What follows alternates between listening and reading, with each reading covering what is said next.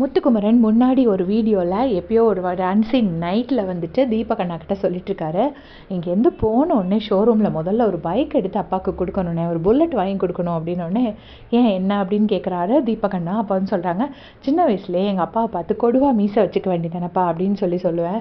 உடனே அப்போ எங்கள் அப்பா சொல்லுவாங்க, கொடுவா மீசை வச்சுட்டு சைக்கிள்லையாப்பா போகிறது, கொடுவா மீசையெல்லாம் வச்சா ஒரு புல்லட்டில் போகணுண்டா, அப்போ தான் நல்லாயிருக்கும் அப்படின்னு சொல்லி எங்கள் அப்பா சொல்லியிருக்காங்க.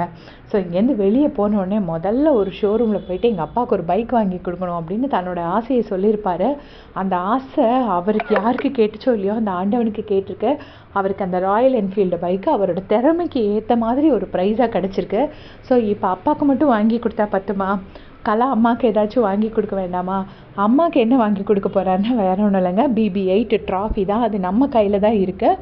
ஸோ முத்துக்குமரனோட ஃபேன்ஸ் சேர்ந்து முத்துக்குமரனோட அந்த ஆசையை அவருக்கு அவரோட திறமைக்கு டிசர்விங், அது அவர் நிஜமாகவே ரொம்ப டிசர்விங். அந்த ட்ராஃபிக்கு அவரும் டிசர்விங். அவர் இந்தளவுக்கு வளர்த்து கொண்டு இருந்த அவங்க அம்மாவும் டிசர்விங்.